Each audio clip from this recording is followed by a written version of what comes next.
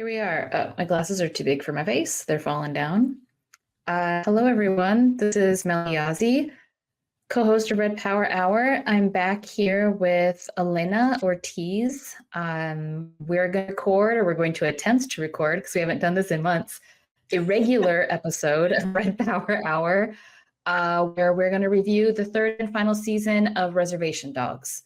I think we've done a decent job reviewing the first two seasons. It's kind of sad that the show only lasted 3 seasons, but it certainly made its mark on history and in our hearts as Native people.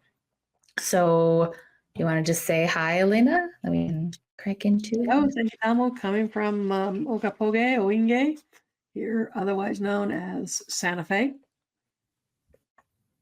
Or Mordor. Always. Yeah. Have you ever recorded anywhere else besides Okapoge? I don't think so. I don't think so. No. Mm-mm. Wait, how long have we been doing Red Power Hour? I thought it was like 3 years. I was gonna say 2 or 3 years. I've recorded from many different places. I think I've recorded episodes from hotel rooms and random places in Turtle Island. I'm here. I'm here in Minnesota, Mokoche, otherwise known as St. Paul, Minneapolis, St. Paul, Minnesota.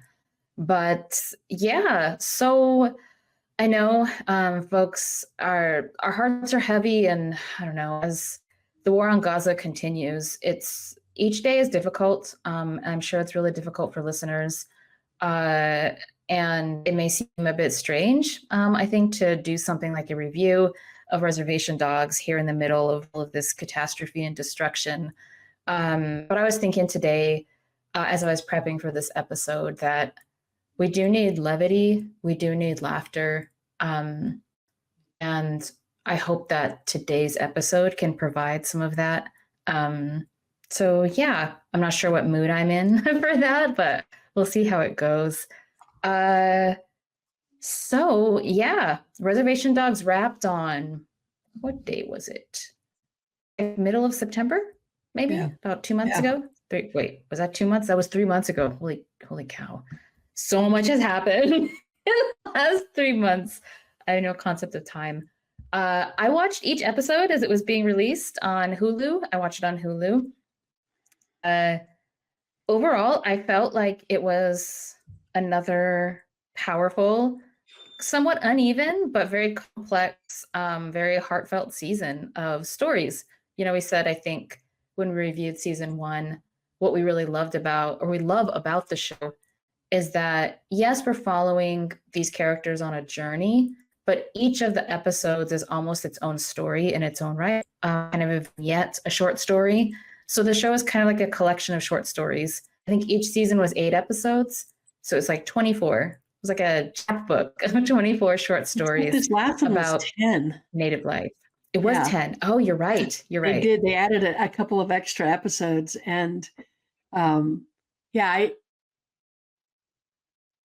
I feel the same way. Does feel weird a little, maybe, to be doing this in the middle of all of the horror that's going on in the world. And at the same time, I agree with you. Like, I think we have to have our distractions. I mean, there has to be something that provides us with functional deniability so that we can go through our lives and not cry every minute of every day. And it's hard. I find myself breaking down pretty frequently these days, but thinking about Res Dogs is, makes me feel better. Yeah, I mean, I think what's happening in the world, if I weren't able, it's not even compartmentalizing, but if I weren't able to kind of enter into worlds, like the worlds that stories create, the stories like what Reservation Dogs has created, what's happening in the world would stop me in my tracks, and I would not be able to function and move forward. And it's imperative. I think it's imperative that we move forward and we're able to find the best way that we can do that. And So it was actually really, I mean, I finished watching the season before the shooting in Española happened on September 28th. And then I obviously before October 7th hit in Palestine. And so that wasn't the same kind of feeling of needing to escape into a world of story that I feel today, 3 months later. But when I was reviewing the episodes for this season, like Palestine was very much at the center and the forefront of my mind as I was watching the season. And I think it gave me a new appreciation for what Reservation Dogs has given us, has given the world, but I think has especially given Native people.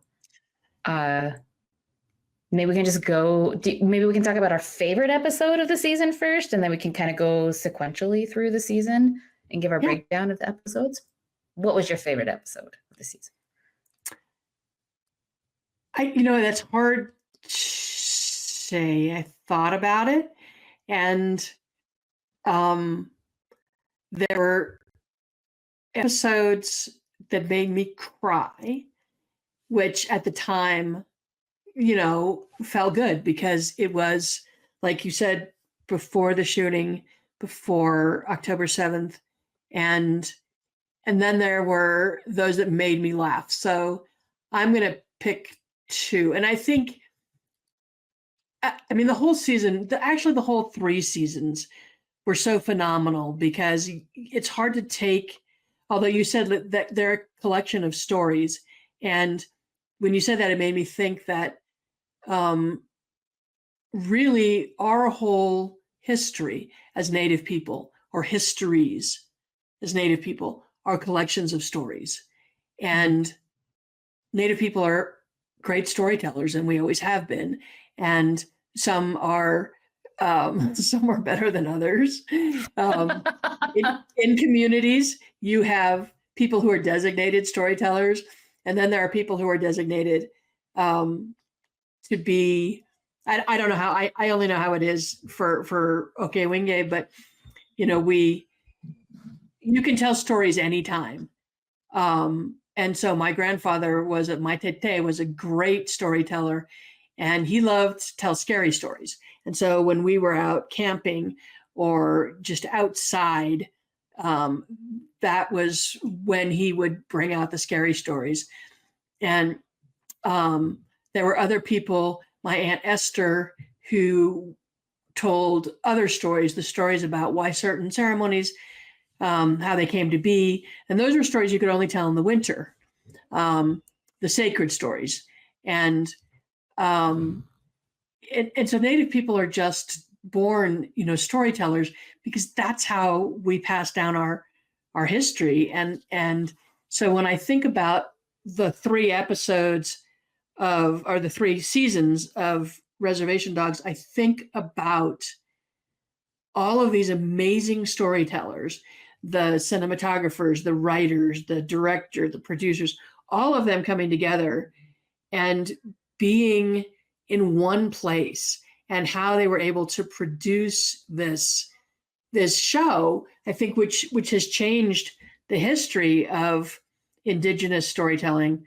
And it's also just brought so much, I think, hope to people, which is something we don't see a lot of, particularly if you're involved in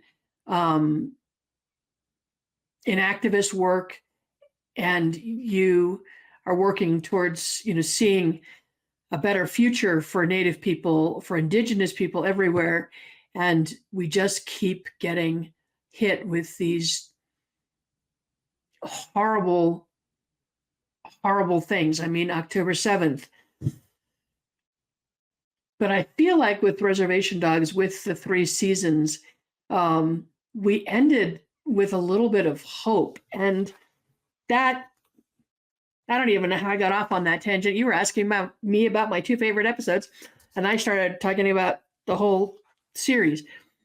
I loved the episode where Brownie and Big and Bucky take Cheese fishing, because I used to go fishing with my dad, and my uncle and my grandfather, and they were funny, crazy like that.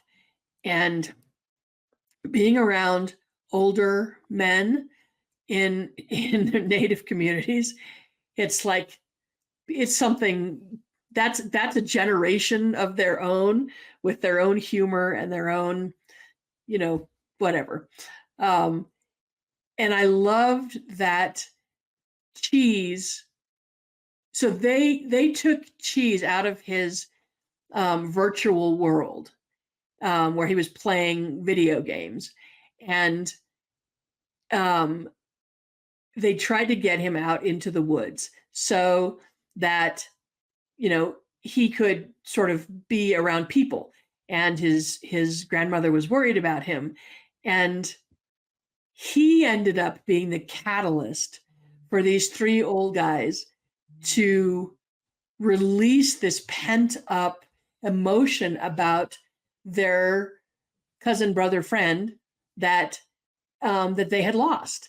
And in the meantime, they're learning how to be emotional, or how to allow their emotions to come to the surface, at the same time that he's facing his fears about being left as the youngest of the reservation dogs.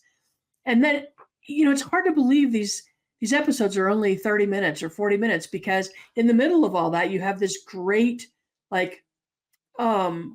subtext about Bigfoot and looking at girly magazines in the middle of the woods. And so it's just, there was so much in there. And I love that episode, and I laughed. Boy, that was funny, because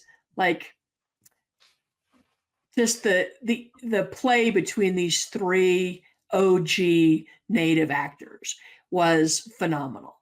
And then the other episode, I love the final episode, but the other one that really stuck with me was the episode where Deer Woman is flashing back to the boarding school, and how hard that was to watch.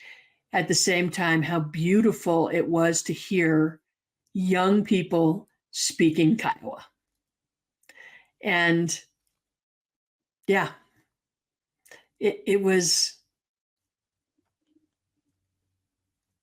something that has been in the news for the last couple of years. And we've seen it, I think, on the news. We've seen it addressed before, but to be done from a Native perspective by Native actors and Native writers, it was intense. Yeah, I would say, I wouldn't call it my favorite episode, but I would say it was the most powerful. Probably of the entire series was the Deer Woman episode. That was episode 3. Yeah, Dear Lady, sorry, Dear Lady. And for folks who haven't seen this episode or season 3 of Reservation Dogs, you basically learn how a lady who appears in the first 2 seasons comes to be Dear Lady. And it's because she has I don't know if she has an unnatural long life or if she's immortal. And, I'm not entirely sure how Dear Lady works, but obviously she appears as maybe somebody in her late 20s. Yeah. As Dear Lady. She's part deer, part lady in the show, but you learn that she was abducted from her community as a child and put into an extremely violent Catholic boarding school, where the implication is that, the nuns are obviously beating and brutalizing these young Indigenous children in this boarding school, but the implication is that the priest is raping and then murdering these young kids, because there's a lot of scenes of kids digging graves of other kids. And we all know that young Indigenous children perished from a number of different things in boarding schools, whether it was sadness, heartbreak, disease, hunger, murder, neglect, right? There's a whole spectrum of causes of unnatural death for Indigenous children in boarding schools. But you find out that Dear Lady experienced all of this and the reason why she really loves pie, which is something you find out about her. I think even in season 1, she eats a lot of sweets. She really loves her pie, is because she was starved and denied good food in boarding school. And so she's like, I'm going to eat all the pie that I want, because of what I was denied. I actually know some Native people like that, elders who went She to ate boarding the entire schools. pie. Yeah. She ate the entire pie, and then she gave Bear, I think, when she was giving Bear a ride home, Bear misses the bus back from LA. This is the opening of season 3. And so he kind of goes on this journey of trying to find his way back to Oklahoma from, I think it's Texas, where he misses the bus stop. So everyone else, all the Res Dogs, and his Auntie Tiny, they all get back on the bus, but Bear misses the bus. And so episodes 2 and 3 are kind of like how Bear gets back to the Res in Oklahoma. And so in episode 3, Dear Lady picks him up in her truck. And in the process of kind of like driving the rest of the way back home, there's like interludes kind of going back and forth of how Dear Lady became Dear Lady. And, she's always saying like, she's always asking, she asks Bear, I think the first time she meets Bear, or maybe she asks him the pie, I don't remember exactly where this happens in the show, but she's like, are you a bad man, Bear? Or like, are you a good man? And she hunts bad men. And so episode 3, Dear Lady, the end of that episode, she's like, Bear, she's like, I take you home, but I got to make a stop first.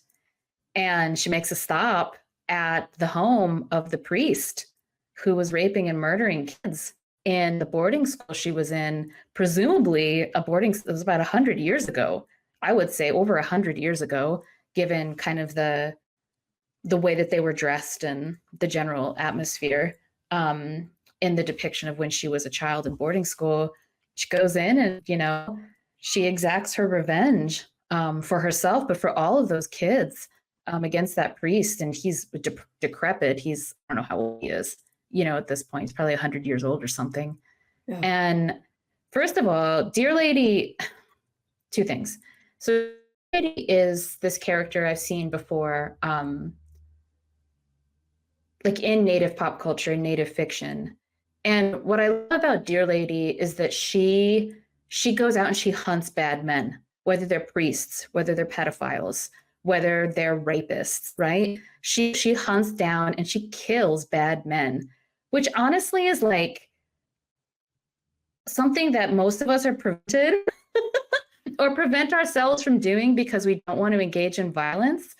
But that kind of justice is thing that I think a lot of us think about and fantasize about, especially those of us who are survivors of that kind of violence and the kind of sexual and gender violence.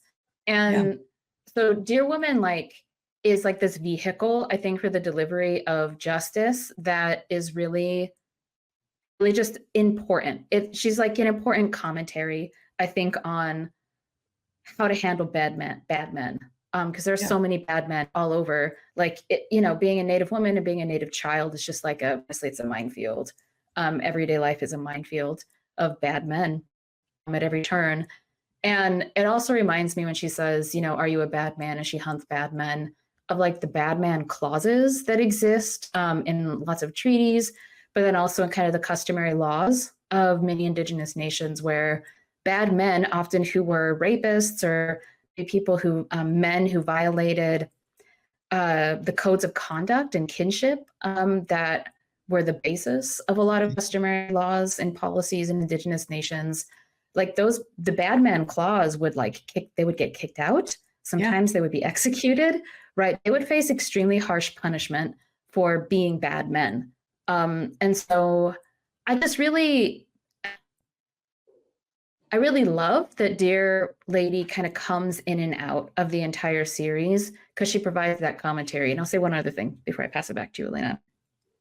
The episode you were talking about, episode 6, it's called Frankfurter Sandwich, the one where all the uncles take Cheese out to go fishing because, Cheese just lives on his phone. And Cheese's pronouns are he, him? Or they, right? I don't want to misgender Cheese because Cheese always makes sure to say pronouns before they speak on the show. But, right, they drag Cheese out to go fishing. But that talking circle, essentially, is what it becomes, where Cheese is this like the Zoomer generation, young native man, presumably genders themselves as a native man, is like helping this older generation of uncles learn how to like get in touch with their feelings. There is, and I said this when we recorded our episode 2 years ago about the first season of Res Dogs, but there's like a very strong commentary on Indigenous masculinity in Reservation Dogs. And again, I was like, I don't know, do we need to talk more about Indigenous masculinity? But it's continued to be, I mean, really very major part of the story of the series. And I think even like Dear Lady hunting bad men and like what constitutes a bad man, you just get a whole spectrum of Indigenous men. You get bad Indigenous men, you get uncles, right? You get the Cheeses, you get the confused Indigenous men like Bear. And then you have this scene, or pretty much an entire episode in season 3 of men, these Indigenous men sitting around trying to figure out how to talk about their feelings. And so anyway, I just wanted to say, like, I feel like there's this through line in this kind of commentary about Indigenous masculinity. And it doesn't settle on anything bad or good. It kind of shows like the spectrum of Indigenous masculinity. Even Dallas Goldtooth's character, the spirit, William Knifeman, even William Knifeman is like a total commentary on, he's like a failed warrior, right? He's like the kind of like the trickster narrator of the entire series. And he's like extremely endearing. He's like pathetic. He's pathetic, but he's endearing and funny at the same time. But he also somehow, in his own way, like leads Bear through the journey that Bear goes on through 3 seasons. So even William Knifeman is his own kind of Indigenous man. So yeah.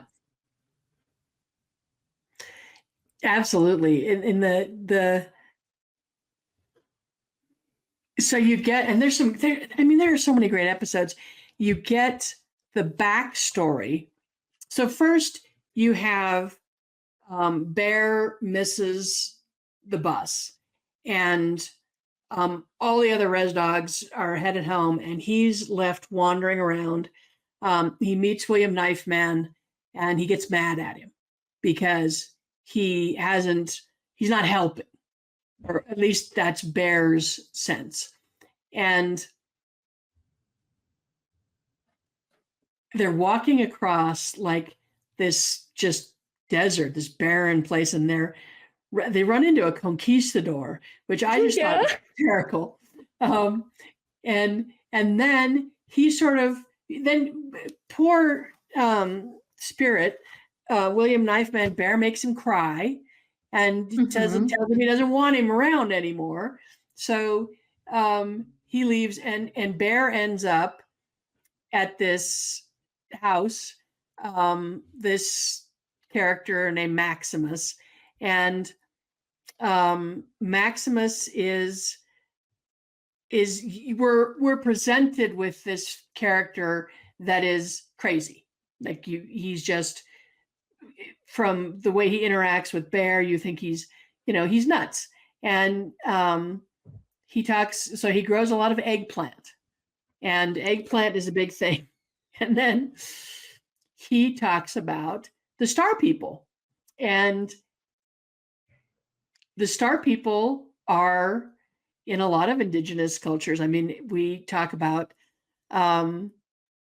Star People and our connection to the stars. So that's pretty normal. I don't think that's crazy. But so Bear's in the middle of this, and he's not quite sure that this is a good place for him to be. But ultimately, he does find Maximus. They get along. They bond. There's a bond there, and Bear learns about Star People from him. And then you go into the episode with Dear Lady, when Dear Lady meets him and takes him home. But then you go into the flashback episodes where the aunties and the grandmas and the uncles, you see what they were like as teenagers, which is in the 60s. And you realize who Maximus is. And that becomes a thread through that season. But the 1960s, and this is what is so amazing, is that this crew of Reservation Dogs has managed to bring in sort of every OG actor that, I mean, I can think of a few that weren't in this, but they bring in all the OG actors that have been around playing characters for 20 years. And then they managed to bring in like Quanah Chasing Horse, who is this very famous, is she Inuit? I think she's from Alaska. I don't know. I'm pretty sure she's an Alaska native. Apologies for not knowing her exact nation. But she's a model, and she's also an activist, and she plays Cheese's grandmother, Irene. So you bring in sort of the new hip pop culture element also, and you have these teenagers who we're now experiencing as elders in the 60s, doing their acid and being out and God knows where, but staring up at the stars. And that's where you see Maximus having this first experience with the Star People. So it ties the episode together really well. And you see why it is that Maximus is not there in Oakern with the rest of the folks, and that's it's an important thread, given how the series ends, with what I think, when I look at the series as a whole, we started with a tragedy. We started with the suicide of Daniel, and that's how we're introduced to these characters. And you see them as really damaged sort of kids who have gone through this trauma. And we've talked a lot about trauma and why it's not our favorite thing to talk about or show, because that's the only thing that's ever shown about Native people. But Reservation Dogs doesn't focus on it. It shows it. And, how many of us as young people, regardless of what generation we are, didn't experience something like this when we were young? And when given the suicide rates and the homicide rates and everything that happens in Native communities, how many of us are free from that kind of trauma in our childhoods or our young adulthoods? And yet the way the characters are treated and the way they evolve and the way other characters are introduced, they're on a journey, and we're going along with them, and it deviates, and there are other stories that come into it. But ultimately, in the end, their journey is cyclic. It starts in one place. It starts in their homes and in their communities, and their desire to go away and their desire to get out and their desire to do all of this in California, which is seen as this idealized vision of where they want to be and where they want to spend their lives. And they make it there. And then they make it home. And it ends with this idea of community. And I think that's the way all our stories end. I love where you're going with this, Elena. I don't think the word trauma is used once in the entire series. Thank you for not using that word. I'm sick of that word. For reasons I think I've ranted about multiple times on Red Power Hour. And even though there is a lot of the everyday colonial violence that Native people experience, like you said, suicide or sexual violence, rape, right? The violence of boarding schools, those kinds of things they're portrayed because they're real. And I think something that we've said in the past, Reservation Dogs, is that we appreciate is that the show feels very authentic. The stories are authentic stories. They're not performative stories. And so this being the case, since it's kind of authentic and not necessarily performative, I actually feel like the show, especially season 3, is more about grief than it is about trauma. Not to say that those two things aren't connected, but the word grief is what actually kept coming up in my head because right, you have the reservation dogs at the season go into the Pacific Ocean I think it's by Santa Monica Pier. And that journey is a journey to release their grief over the suicide of their best friend, Daniel, right? Yeah. And then in season 3, there are 3 episodes dedicated to grief. Right, you have the talking circle when the uncles take Cheese fishing, and they're releasing their grief over the loss of their friends who Bear encounters Graham Greene's character, Maximus, but they all know him as Chaban, over their friend Chaban, and you find out, right, because of the flashback episode, I think it's like episode 5 or 6, they're all teenagers, but the presumption is that Chaban kind of is considered like crazy after his first encounter with the Star People. And so he becomes kind of estranged and lost to the reservation dogs of the 1960s, like of that generation. And so they're grieving his loss, but then he comes back because the reservation dogs rescue him from the facility because he's been put in an assisted care facility for presumably being quote unquote crazy for seeing Star People.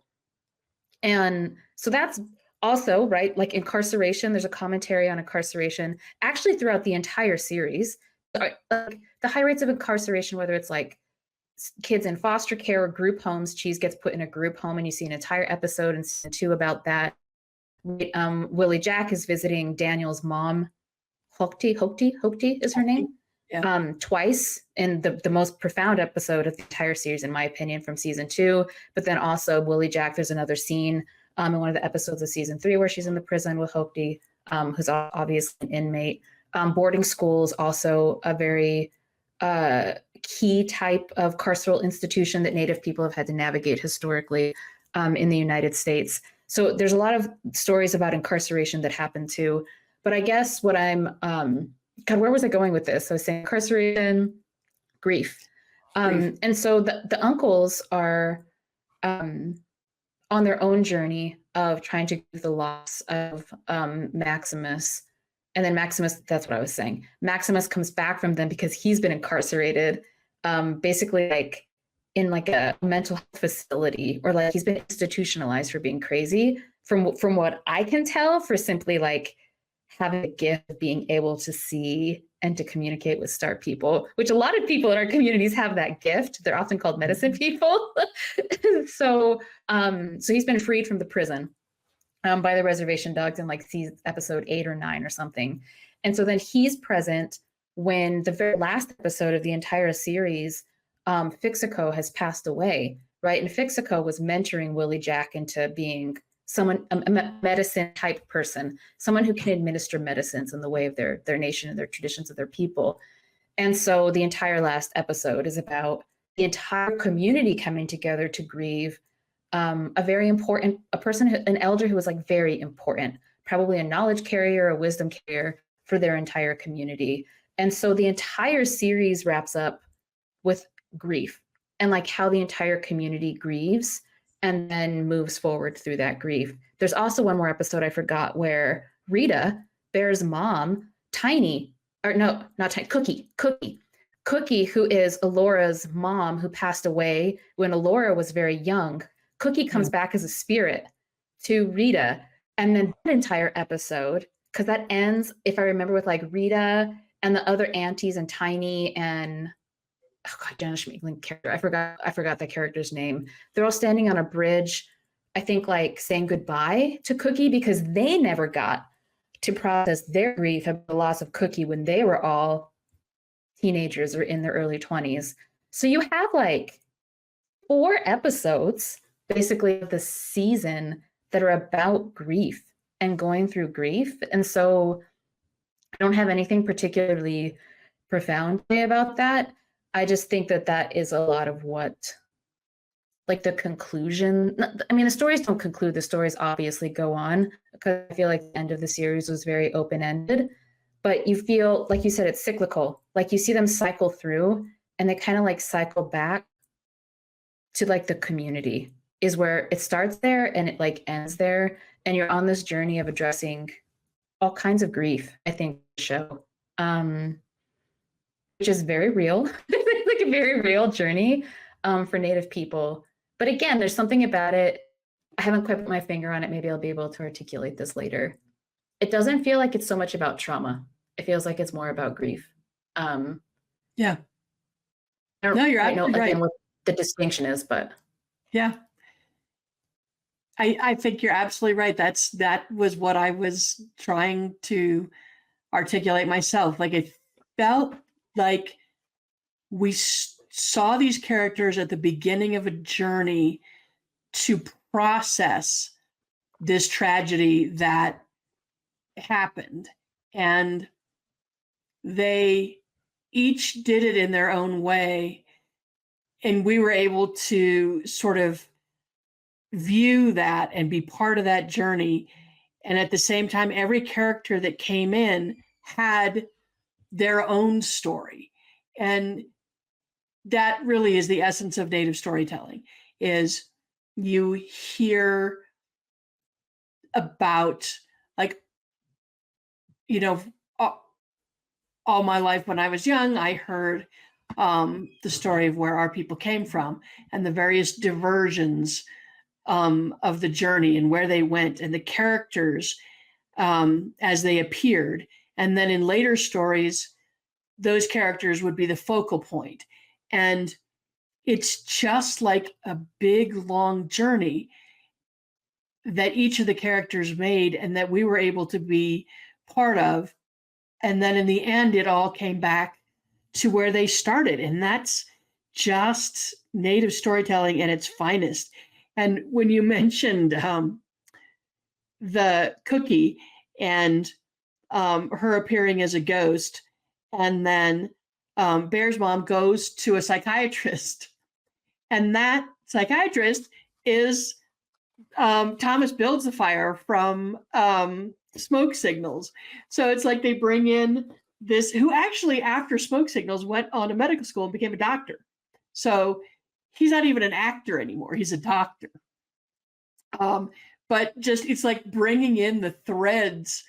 You know, it's just brilliant bringing in these people that, you know, if you have paid attention to Indigenous films and series and you know, pop culture, you know these people. You may not know their names, but you could look at, I don't remember the actor's name, but I looked at him, I said, oh, that's Thomas Piltzifier.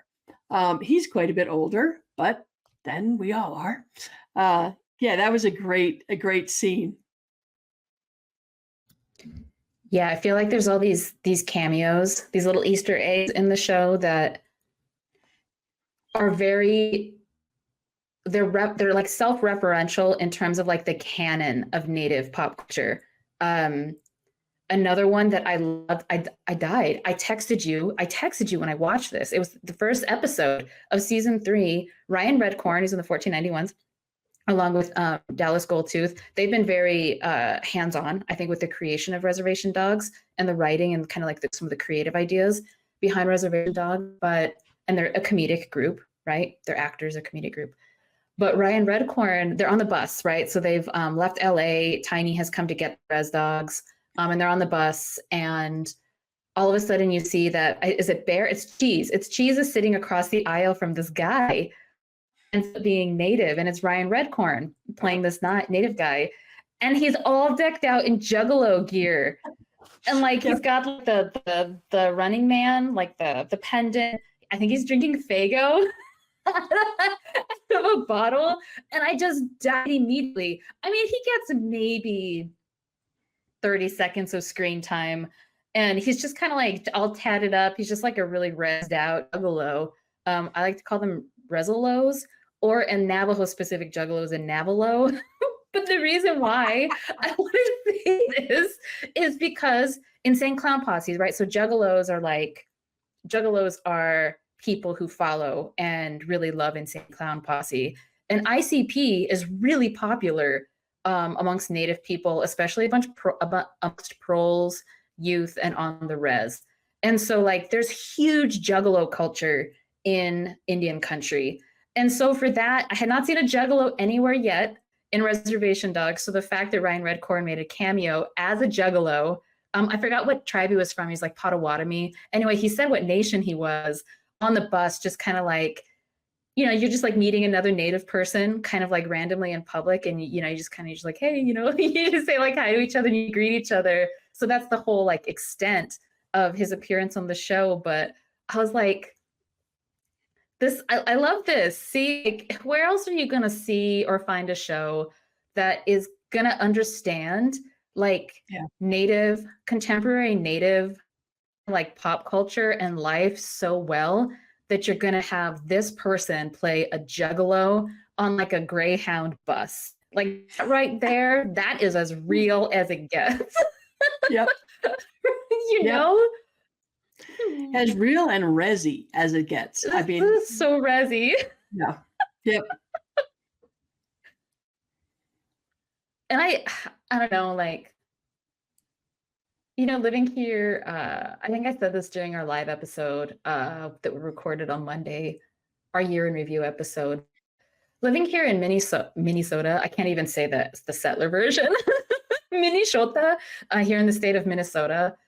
Settlers stole the language from Dakota folks, but the way that Native people are treated here is very different than it is where we come from in the Southwest, in our homelands. I think it's just because Native people have a lot of power, I would say, in the Southwest. It's very visible. And also just a lot of us, even in places like Albuquerque or Santa Fe. Our land bases are quite large in some ways. I mean, Ogopoga isn't quite as large, but Navajo Nation sure is. And up here, there are a lot of Native people in the Twin Cities, but it just feels like the visibility is so much lower. And I just feel like Native people are like very marginalized here. And even quote unquote woke people or like progressive folks or organizers, they're so invested in kind of like the politics of representation and like liberal identity politics that they'll like give a Native person like a speaking slot at an event or whatever as like a gesture of inclusion. They just see Native people through the lens of liberal inclusion, diversity and inclusion. But no one here really, from what I can tell, takes Native people seriously or like really respects Native people. Because if you did, then decolonization would be at the center of all of the political work that you do. And it is just not. It's not.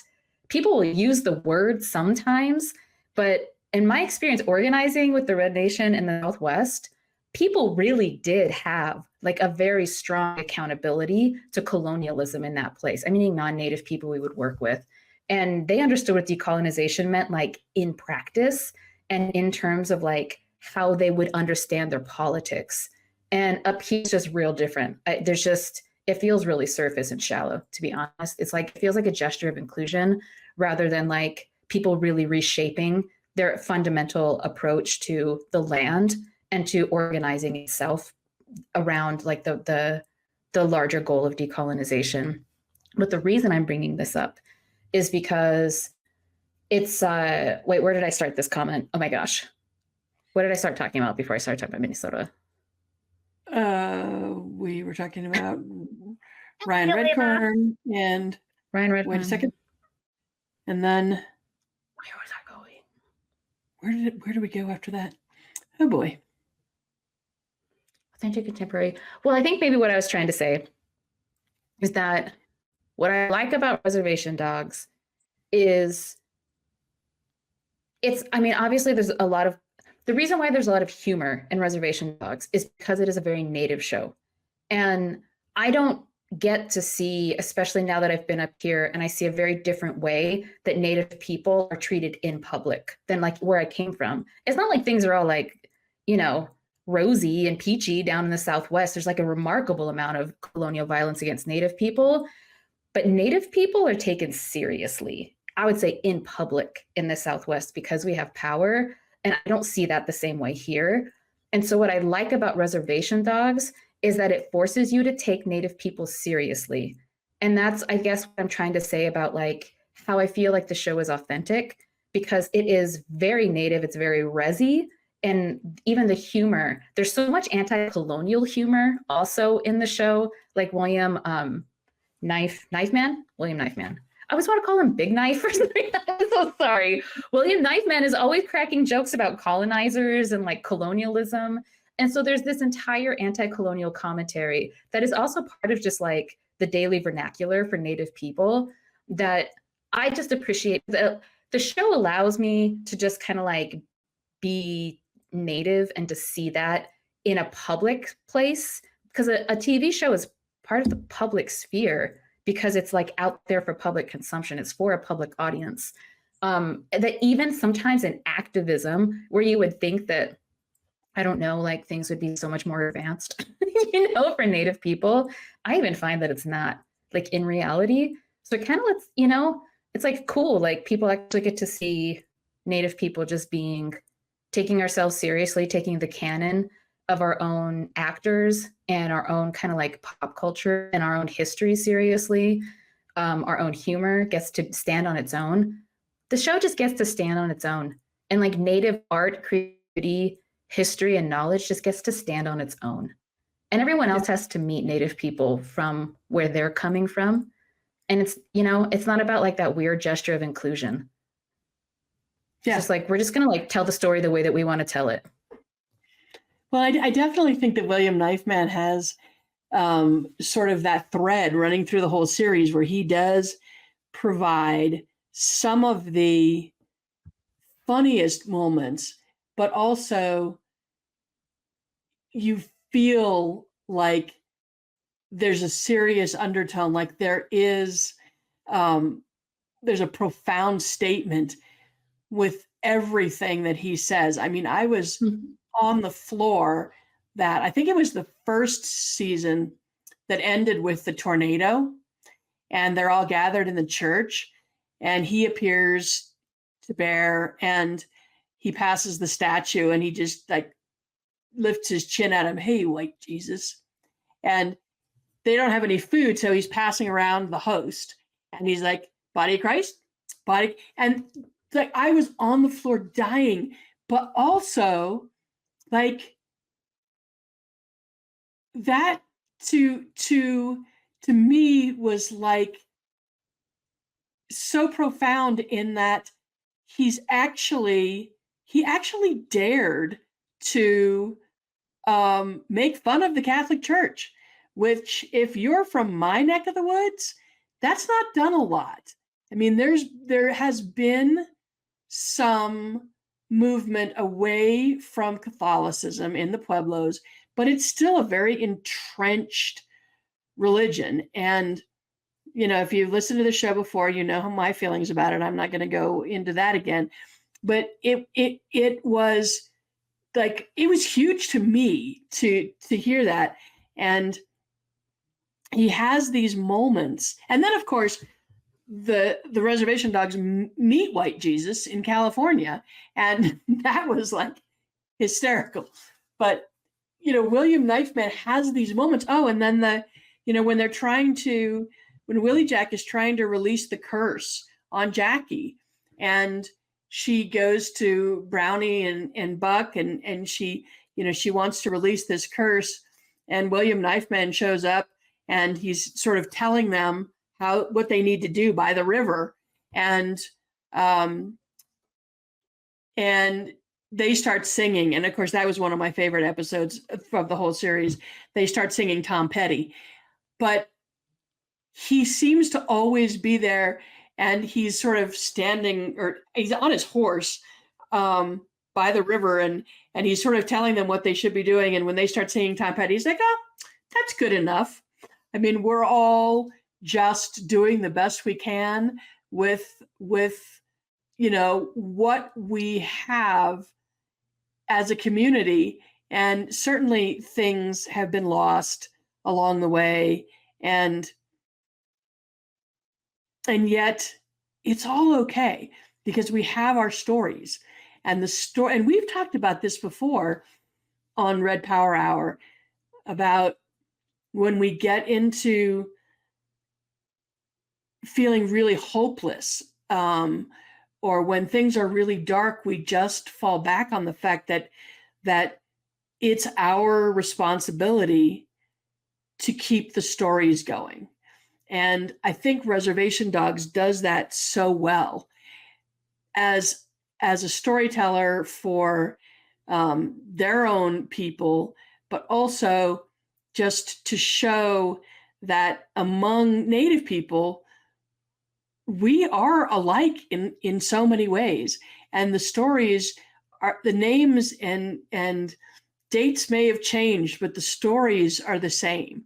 And it's so beautiful to see it on screen, and to know that, it's there, and that generations can see this and say, yeah, this is the first time that we actually had a juggalo on a Greyhound bus.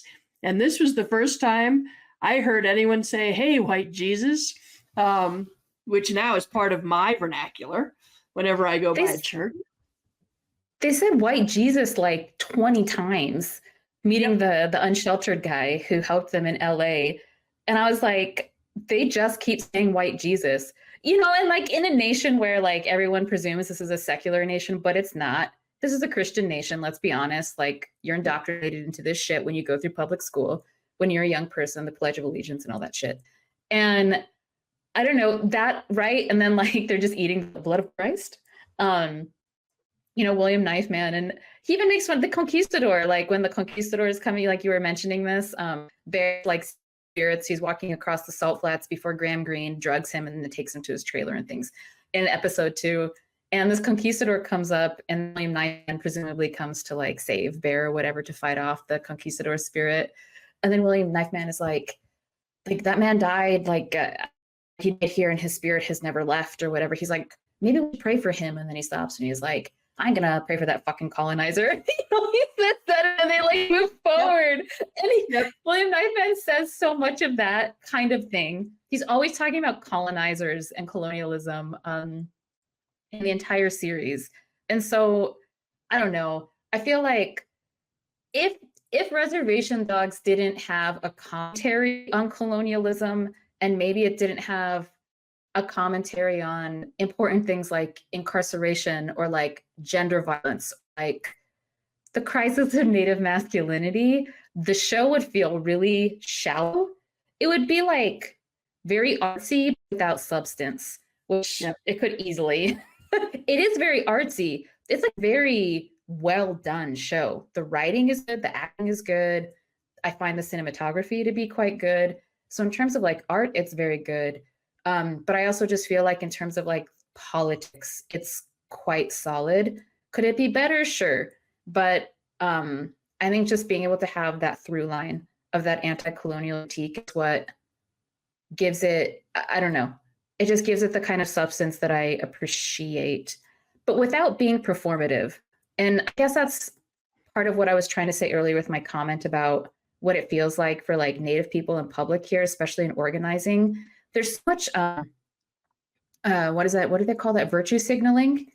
I think, especially with like the Instagram and the social media culture, like Native influencers, because there was that famous episode where they were just making fun of Native influencers too, from season 2. You remember this? Oh yeah. Right? The Dinosaur Nation and the Dinosaur Oyate and Oh, that was also bringing in Amber Midthunder from Prey. Right, another cameo. Yeah, so the cameo on that was great, but just, oh my God, do you know those people in person? Oh yeah, they're all over Yes. the place, especially in Ogopoke. They're just like cheesy. A lot of them are pretendians. Let's just be honest. Like, those things are pretty closely linked. And it's super performative. And it's performative, like those people perform for like non-native audiences primarily. That's just true, like audiences specifically, white And a settler lot of the men are audiences. pedophiles also. Yeah. So they're bad men. Yeah, They're like bad, men. they're bad relatives. A lot of these folks, they're just like phonies. They're just phonies. And so what I like about Reservation Dogs is it doesn't feel heavy-handed. It doesn't feel phony in that same way. And there seems to be like a very strong self-awareness of the writers, or I don't know, the people who kind of like shape the world of Reservation Dogs to not go to Corntown the way that a lot of Native performers and activists are expected to go. I know a lot of Native activists, especially ones who are very prominent on social media, who totally engage in that like performativity kind of stuff, the identity politics for kind of like white settler consumption that, you know, it's icky, it's sick, It is. and it just doesn't even feel real. And you should presumably be engaged in the realm of like the real and like authentic things when you're doing activism, when you're trying to stop violence against Native women, or you're trying to like keep it in the ground, right? When you're trying to stop resource exploitation or genocide. And yet it inches so quickly into the realm of performativity. And it becomes all about kind of like celebrity and kind of like individualism. What you're wearing and where your jewelry came from, and doing land acknowledgments, and yeah, Yeah. yep, that was And a so great the episode. show, that was, that was one of my favorite episodes because I was like, this speaks so deeply to the things that I hate the most in Yep. the world. I was like, whoever wrote this, thank you. And then the flip side of that, like probably the exact opposite of that, was the scene with Dear, or the episode with Dear Lady. And I don't know the actor's name who played Dear Lady. I wish I had written that down, because there was a moment where, like, when she said to Bear, I'll take you home, but I have to make a stop. And like, we as the audience knew what she was doing and where she was going. And so she went into the house and she just kills this old man. And then she comes out and she's covered in blood, but there's a look on her face that I don't think I can define, but it wasn't grief, and it wasn't relief, and it wasn't anger. It was almost just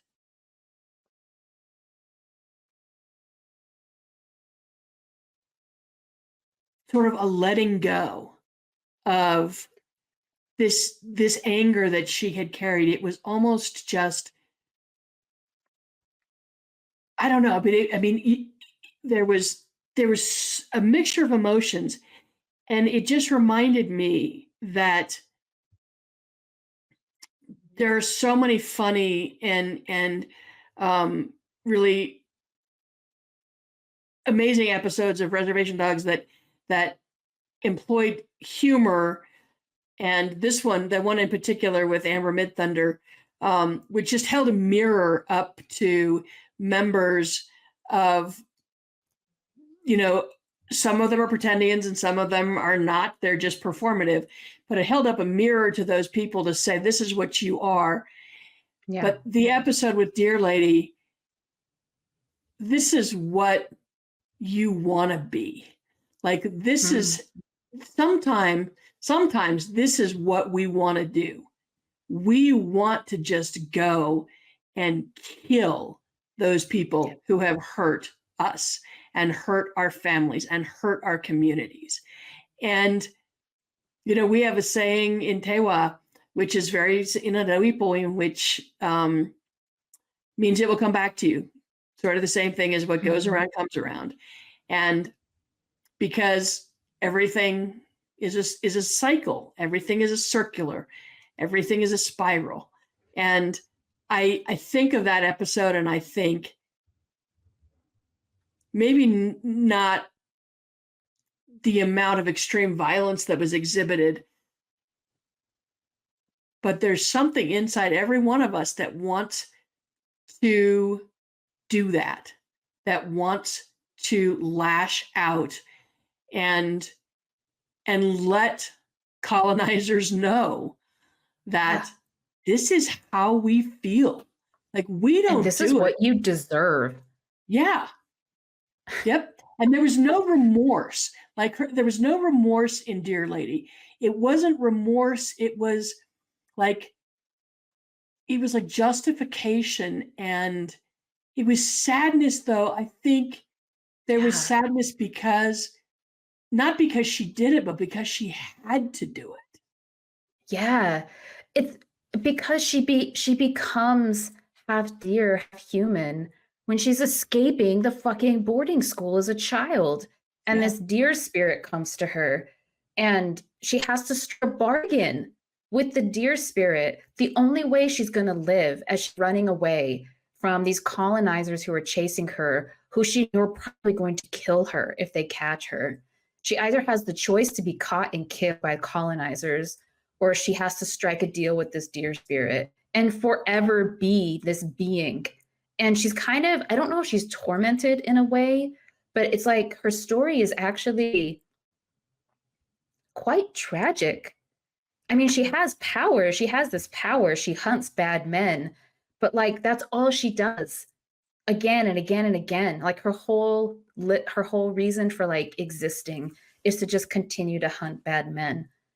And doesn't, if we're talking about grief, right? Does she get to grieve? Does Dear Lady get to grieve? Or is she kind of trapped? Torment is the word I was looking for. Yeah. She gets to exact justice. And not a lot of us get justice for the crime of settler colonialism, the crimes, the multiple crimes. And she gets to exact justice in perpetuity, because that's literally her role on this planet, on Earth. But it obviously takes a toll on her. And she's a badass. And yes, you kind of want to be her, but also how she became that being is really fucked up. It's really tragic. Yeah. She's literally born of colonial violence. And she exacts a toll on bad men, most of whom I think are colonizers. I think most of the men that she kills are probably colonizer men. But I don't know if she finds relief in that. Yeah, there's when you said she was born of colonial violence, and she becomes the deer, which really is a representation of the destruction of the land and the creatures by colonists as well. So she is ultimately part of Mother Earth, and the part that can exact revenge. Yeah, it's really, it's amazing. I mean, it's amazing. I think we could probably talk about individual episodes for hours, because they're so well layered. There's so much in them. And there's one thing that at the very beginning of the show, you had Jackie and her gang who showed up, and they were sort of the opposition to the Res Dogs. And in the middle of season 3, they become one. They put aside all of their animosity towards one another, and they become one. And that's all also about community. And in our communities, there's always been sort of factions. You have, the people who stayed and never left the res, and then you had the people who left and came back, and then you had the people who left and didn't come back except for visits. And you see all of that happening within the series itself. You have the who is it? Teeny, who she's left and she never came back, but she talks about in the great episode with the aunties going to the IHS convention. She talks about how she wishes she could. And then you have Bear's mother, who never left, but at the end of this series, she's getting ready to leave, and she's going to Tulsa or Oklahoma City or something like that for a job. And to me, all of that discussion and all of that focus on who left, of course, Bear's father, that's the very first episode. He goes to his father's place and he finds out his father's got another woman, and he's got brothers or sisters. He's got half siblings, and that kind of blows his mind. But his father left that woman as well. So you have all of these threads of people who left, people who didn't leave, people who are coming back, and then the Res Dogs. And I don't think Jackie's gang ever had a formal name, but you have all of these people coming together at the end to prove that the one thing that really matters and is the most important thing in all Indigenous culture is community, and what you have together, and that you're stronger together. And that's the ultimate message, is no matter what happens, you always have your community. And I just think that's so, it's so simple, but it's so profound. And the way they got to that with all of the stories and all of the characters, the way they finally ended that, it was so simple. It was almost so simple that you just say, wow, like that the profound statement, it's all about community. Yeah, I'm glad you brought up Jackie, the character of Jackie. I feel like that is maybe one missed opportunity in the show. I would really have liked them to develop Jackie more. Jackie seems, maybe it's just the way that actress plays that character, but you get a glimpse into Jackie's past too when Jackie, is it like Jackie and Alora in season 2 are escaping the rednecks who are trying to run them down, because that was the first time Alora tried to leave on her own, and then all their money got stolen, or they left that guy, the car broke down or something, and then the guy picked him up, and then he ended up being really creepy, and then they lost all their stuff. And so Alora and Jackie are trying to make their way back home. And I think along the way, that's when you meet Jackie's mom, who obviously is like a very absent mom. And you get a glimpse, like that you find out that Jackie's brother, I think, also committed suicide at some point. And so Jackie's also kind of feels like a bit of a lost soul in the series.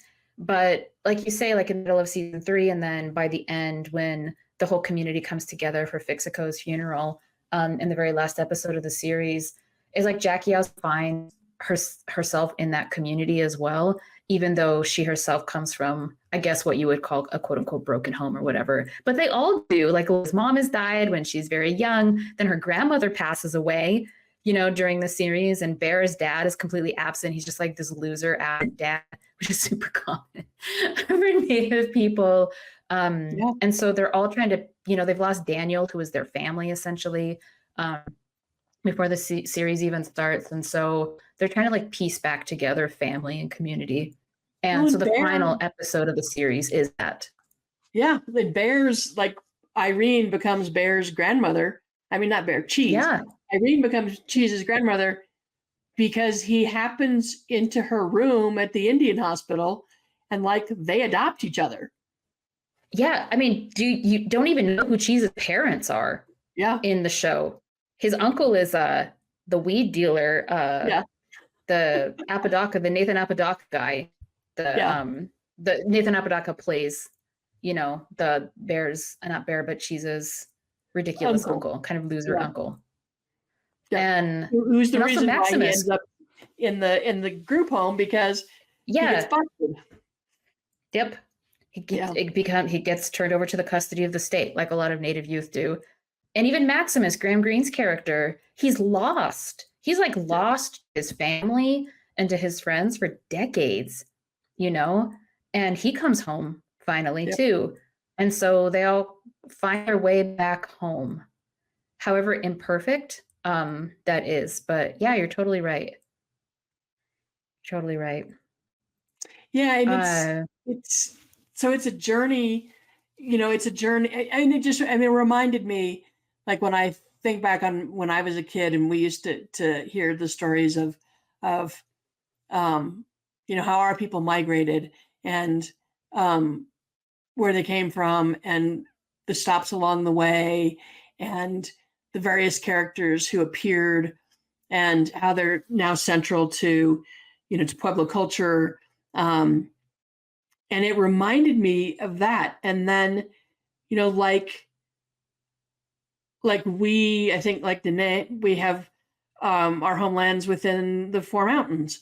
And so that's our home and our community and our land. And they,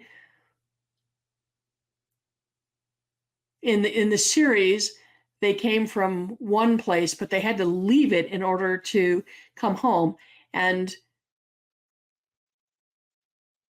Graham Greene Maximus, you might say he was up in the stars.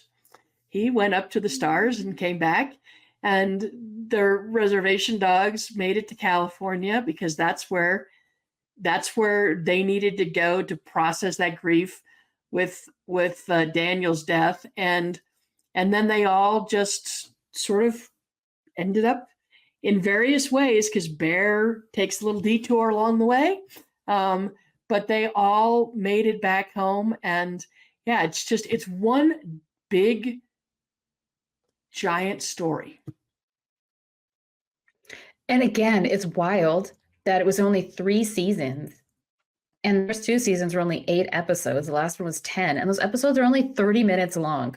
And I swear, like the story, the arc, and the journeys in Reservation Dogs are so much better and so much more satisfying than 90% of the crap that I watch. Oh, yeah. Yep. That just like it lasts way longer. Just like, I'm sure Killers of the Flower Moon, if we want to transition to this. So we asked to review Killers of the Flower Moon. Neither Elena nor I have watched it. I will watch it if this is what the people want. I will watch it and we will review it. There have already been many excellent reviews, I think, from Native scholars and Native people from all walks of life of this movie. But I guess the reason why I brought that up is because I can already tell that the 3 seasons of 30-minute episodes, like 26 episodes total of Reservation Dogs, as like a genuine type of like Native storytelling is just going to be so much better and so much more satisfying than a fucking 3-hour-long epic movie by Martin Scorsese. Yeah, Native people with some of the same actors in it. I absolutely agree. I've resisted seeing it because a friend of mine said, "Hey, do you want to go see it?" And I said, "I'm still thinking about whether I want to sit through 3.5 hours of watching people's ancestors be murdered." And once I said that, he was like, "Oh yeah, that doesn't sound so good. And that was still the way I feel, but yeah, we'll watch it. I mean, I don't want to go to a theater and sit for 3.5 hours with no escape, but I will watch Yeah. it when it comes out. It's like when Cena bugged us for like a year and a half to do an episode on Dance with Wolves. And then we finally did. And people really liked it. I'm glad you did. But that's like a 3-hour movie too. If I remember, Dances with Wolves was a 3-hour movie. And that was like a commitment. I had to sit down for several hours. I had to stop it, rewind it. I had to take a lot of notes. So I feel like we're going to need to wait until Killers of the Flower Moon is available for us to watch at home. I ain't paying $20 to watch that damn movie. That's just not happening. I'll wait till it's rented. We might not review it then until February, maybe, is probably when it's going to be available for rent on like Apple TV or whatever. But yeah, I just refuse to spend that much money on a trash movie. But we will review it. We will review it, but we're going to need to be able to do it in our homes where we have the time. And I definitely think that regardless of how I feel about that movie, I think Lily Gladstone deserves all accolades, mostly because she was so amazing in Reservation Dogs. But because we hate a movie doesn't mean that we don't support all the actors who are now being able to make a living doing what they want to do. And hopefully this will open the door to more storytelling. And I hope that like one of the things that I remember from the episode where we interviewed, or we had the writers on the show, we had Chad Charlie and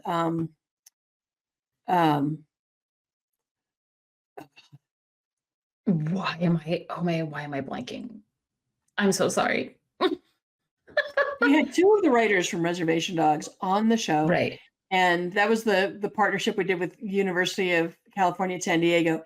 And I think it was Chad who said that what he loved the most about Reservation Dogs is that the people with very little Hollywood experience were given the opportunity to become writers and directors on the show. And the only thing that was asked of them was leave the door open. That is, always give voice to the younger generations, always give voice to people who are wanting to tell their stories, because it's so important that the stories be told and that they be carried on. And I don't think that it was appropriate that Martin Scorsese is the one to tell the story of what happened on the Osage Nation. No, I don't. No. And apparently that movie took a really long time to make. A lot of it was very intentional and purposeful. Like, it took a long time. It took a lot of resources. It's a 3-hour movie. And it's just like, I bet you that movie took as long to make as the entire series of Reservation Dogs took. So probably about 2 or 3 years. And so it's like, read the room. Like, no one wants you telling this story. You don't need, we don't need people like you telling stories anymore. Yeah. And it's probably going to be mediocre compared to the story that these very talented Native writers have been able to tell over a 3-season series, first of its kind. And I don't know, not to say that just because a Native person makes something, it's better. That's not what we're saying. It's not just a rote kind of basic representation, but it is about storytelling, especially a story like that. I mean, honestly, this probably should be Osage women telling that story for the first time on a big screen. And I think everyone knows it, and that's what makes it even more egregious. Every Native review I've heard, has really been scathing, very critical and very negative for good reason. The other writer, Reservation Dogs, I looked it up, was Tommy Pico. It was Chad Charlie and Tommy Pico. Tommy Pico, sorry, Tommy. That was, he was fabulous. Sorry, Tommy. But yeah, I just remember them, Tommy and Chad talking about the atmosphere on the set of Res Dogs and in the writer's room. And that it was, it it was a very indigenous environment from start to finish. And how important is that when you're telling these stories? And yeah, it was a story about 4 young kids in contemporary Okern, Oklahoma. And it, it had a lot of contemporary themes in it, but basically it was just another Native myth, another Native story that had a beginning and then cycled back all the way around and ended up where it started. And that's what was so beautiful about it. And along the way, we laughed, we cried. I mean, sometimes at the same time.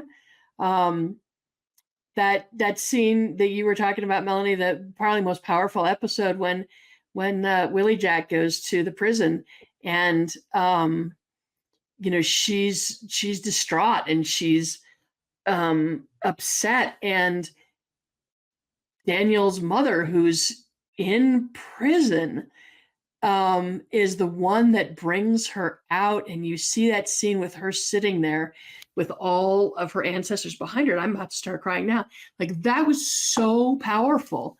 And I don't know a Native person that I have talked to who didn't cry when that scene, and it's, it wasn't like we weren't showing ceremony, or they weren't showing ceremony. They weren't showing, anything that could be misconstrued.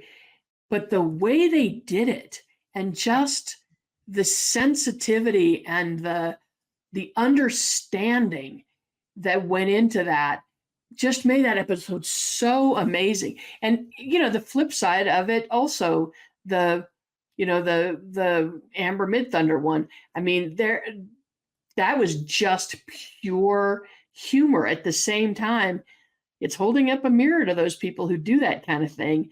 And yeah. Well, okay, I'm glad you brought up those 2 episodes in contrast with each other. First of all, Lily Gladstone it steals the show in that episode, and that's part of the reason why that episode is so powerful. I had never seen her as an actress before, but I was like, who is this Indigenous woman? Because she is fabulous, and the fact that she plays a lead in Killers of the Flower Moon is the only reason to go see that movie. So I just wanted to say that. But that episode, so the message of that, to know, God, to just the message that even when you are in a cage and you are incarcerated, as so many Native people are, as Palestinian prisoners are, right? This is like a huge reason why what is happening in Palestine is happening right now. Yes, I'm going to make this connection. That even when your every move is controlled and you're encased in an institution of pure violence, of pure colonial violence, the fact that your ancestors are still with you, they don't care about the borders and those walls and their boundaries, and you still have that. Like that is still intact, even as every ounce of your humanity, the colonizers have tried to strip that away from you, because that is what those kinds of places represent. And the fact that she could channel that after being offered just like some hot Cheetos at a vending machine, and that Willie Jack could feel it, that was such a profound moment. Because it's like, even in our even in the darkest circumstances that colonialism puts us in, we still have that power. We still have those stories, and we still have that connection. And that is like worth everything. That period, end of story. That's all you need to know, is that story continues, even in that kind of context and situation. And I think it was Sterling Harjo who wrote that episode. Shout out to Sterling, whatever you did, and whoever directed that episode. Like, really one of the most incredible moments in like the history of American film, or American television and film. And the reason why I'm saying that, right, like in contrast to the one where like the influencers, the Amber Mid-Thunder episode, the decolonization, I think is what the episode was called, is that those people, like those native people who perform that kind of spirituality on Instagram or like on TikTok, because they do, like those kinds of people who perform like the seriousness, like we're stoic and we're like spiritual, and even people who like sell native ceremonies and native culture. They make like the dream catchers, or they hold like sweat lodges, or they're just like they're the people who welcome and invite like the white new agers into our communities. And they're the ones who like profit off of this kind of, I don't know, scams, these like stoners, I call them stoner scams. Like, and there are a lot of like activists, native activists who do this, and native influencers on social media. So you have two very different representations of spirituality, quote unquote. One is like very much like plays into stereotypes, but the other one, and I think this is what I was trying to say earlier about how Reservation Dogs takes itself seriously.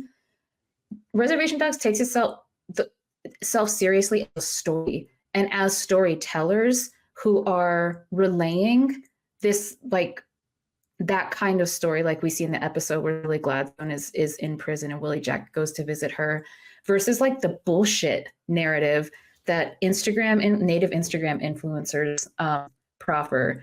And so, and I think also the spirit William Knife Man. Nice man.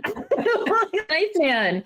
He also straddles that line perfectly, because everyone knows that that's Dallas Goldtooth, and Dallas Goldtooth is like an influencer. Dallas Goldtooth has a very large presence on social media and is a celebrity and is also an activist.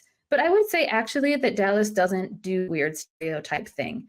And so for Dallas Goldtooth to like embody and to play the narrator essentially of this story, he's not playing into hokey stereotypes. I mean, that spirit is supposed to be like the spirit guide, like the hokey, spirit guide. It's like, oh, you want to go out on a vision quest, like all of these new agers, and the way that, native influencers pander to that.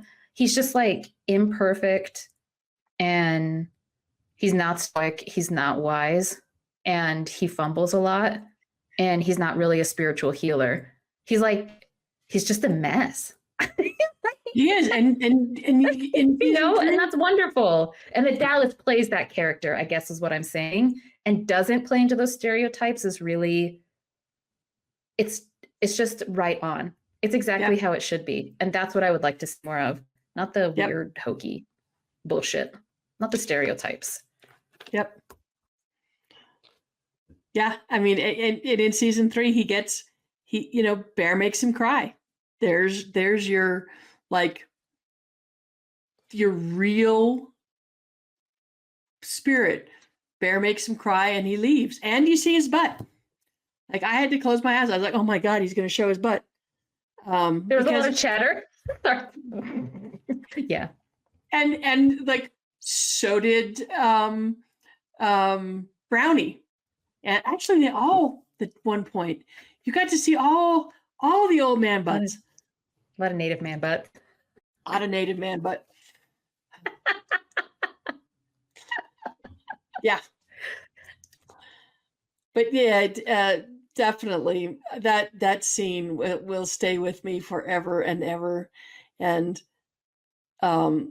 that's why, Lily Gladstone, I would go see it just to see her, and she deserves all praise. And I think she even came out and said something about the film that those stories should be told by Native people. But someday. Well, I think we're kind of wrapping it up. I feel like we said all the things we wanted to say. But yeah, Reservation Dogs, real short, too short, but also incredibly rich for like the space that it created, and definitely left the door open for like new generations and new voices to come. And you're right, it's just a story. The story continues, it'll be picked up by other people. And you can really feel it at the end of the series. So. And the expectation is there now that we have spent 3 years being, able to see these stories on, like you said, American television. now the expectation, like the bar has been set. So if you're a native writer, filmmaker, director, producer, actor, just know that the bar has been set, and this is what we want to see. And maybe at some point we can do an episode on Fry Bread Face and Me, which if you haven't seen it, it's on Netflix. Did you? Okay, I liked it, but I also thought it was kind of cheesy. It was very cheesy. Oh, it was very cheesy. But I It's loved like outrageously cheesy. it. It was very cheesy. I liked it because, well, I had my husband next to me, and of course, he's crying because grandma reminded him of his grandma. Of course. Yeah. And Yes. I'm like, oh, I had that Fleetwood Mac t-shirt when I was young because, that was the generation. It was very cheesy.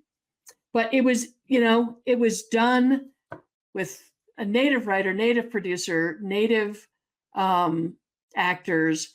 And like that, those are the things that we want to see. We don't want to see Scorsese anymore. Let Scorsese do mafia and gangs and drugs, and let him just like have Leonardo DiCaprio in like every movie he's ever made and will make, and which is what his shtick is, and that's fine. Like, you go do your thing. Like, you stay in your lane. Stay in your lane, Martin Scorsese. Stay out of Indian country. Like, no one needs you. No one needs you, or no one wants you ever again telling these stories. Well, cool. I think Elena and I will be back sooner than later. Because the strike, the writers, the Screen Actors Guild strike really like threw us off with RPH because we basically couldn't review film and television for almost half a year, actually, until the strike was resolved. Thankfully, the strike was resolved. And I think workers are going to have better benefits coming out of that in the film and television industry. But we're going to try to get back on track with doing more of that stuff in the new year. But we're going to do something that we forgot that we used to do, but now that we're kind of back on track with things, we're remembering like, oh, this is what RPH kind of does on a regular basis every year. We're going to do kind of like a top 10. I think we once did a top 20 stories of the year, and that was like way too intense. Maybe we'll do like the top 5 or the top 10 stories of 2023. And so we'll kind of do like a year in review episode. So that'll probably... And don't forget, we're going to have the We're Glad You're Dead in that too. Yeah, we haven't, there's like some really spectacular deaths this year. Some things like where we're really glad those things happened. But we also lost some legends in Indian country. Well, we lost Elizabeth Cookland this year. We haven't even had a chance to talk about that. So maybe that'll be a moment to reflect on a lot of these things that we have just simply not had a chance to talk about on the podcast for lots of different reasons. But thank you for joining us. We'll be back in a couple of weeks with a new episode, and we'll try to like get back on that horse and release regular content for everyone. Until then, bye.